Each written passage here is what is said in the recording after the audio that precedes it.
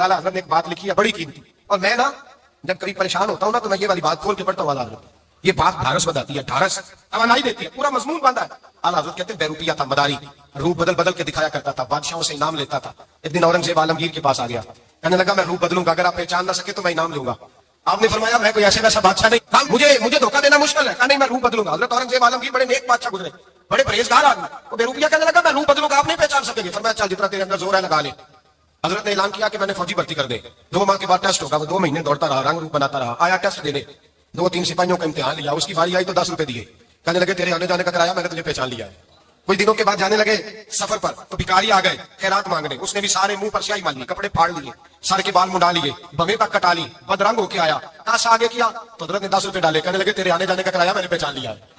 कुछ दिन गुजरे तो टीचर की जरूरत थी, उसने मुंह बड़ी कर ली, दाढ़ी नकली लगा ली, सर पे जिना कैप पहन ली, एक शेरवानी ले ली और हाथ में छड़ी पकड़ के आया। कहने लगा मैं उस्ताद हूं, 2-4 बंदों का इम्तिहान लिया, उसकी बारी आई तो 5 रुपए दिए, 10 रुपए दिए, का तेरा किराया मैंने पहचान लिया। 2 साल गुजर गए, वो जब भी आता हजरत पहचान लेते। एक दिन सफर पे जा रहे थे, बहुत बड़ा लश्कर था, जिहाद करने जा रहे थे औरंगजेब आलमगीर, तो देखा एक पहाड़ी है, पहाड़ी पे लोग जा भी रहे हैं आ भी रहे।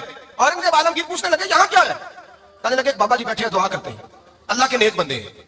औरंगजेब कहने लगे यार पुराने लोग सारे अल्लाह वालों को मानते हैं, ये भी मुसीबत आई है जितनी नहीं आई है, सारे लोग ही मानते। कहने लगे जरा मैं दुआ न कराऊं, अच्छे काम जा रहा हूँ। औरंगजेब बादशाह थे, बादशाह लोग नाजुक मिजाज होते हैं, घोड़े से उतरे, बड़ी मुश्किल से पहाड़ी पे चढ़े, ऊपर गए तो लाइन लगी है, बाबा जी कार में बैठे। कहने लगे मैंने मिलना, मैं औरंगजेब हूँ। उन्होंने कहा हमारा बाबा उस तरह का पीर नहीं कि अमीर आए तो रंग और हो, गरीब आए तो और हो, यहाँ अगर मिलना है तो लाइन में लग जाओ, सब एक जैसे। अब लाइन में खड़े हो गए, 50 आदमी आगे थे, कहते हैं 51वां नंबर था। थक गया धूप में खड़ा खड़ा, जब मैं पहुंचा गार के दाने तो मैंने बाबा जी के चेहरे पे नजर डाली तो बड़ा नूरानी चेहरा, बड़ी खूबसूरत नवल है। मैंने कहा मेरे जैसा आदमी भी पगड़ी बांध दे तो अच्छा लगने लग जाता है, बड़ा खूबसूरत अंदाज। कहते हैं मैं उनके पास अत्ताहियात की हालत में बैठ गया।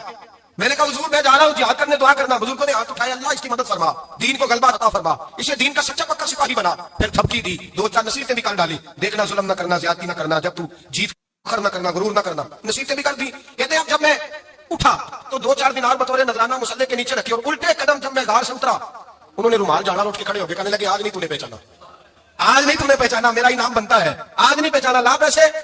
औरंगजेब कहने लगा यार तूने हद कर दी, कहां चढ़ा कहां खड़ा रहा, धूप में थक गया, कमाल कर दी भाई तूने, बता तू क्या लेगा, अब तू देख जल्दी बता, वो कितने लोग पीछे धूप में खड़े हैं, लश्कर सारा खड़ा है, क्या लेगा?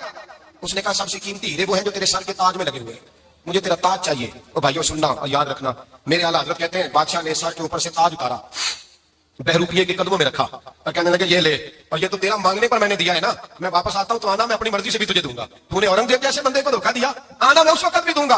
वो देकर बस बात खत्म हो गई, अब हो गई, देकर कहते हैं जब मैं पलटा ना वापिस, बहरूपिये ने आवाज दी बादशाह ठहर जा।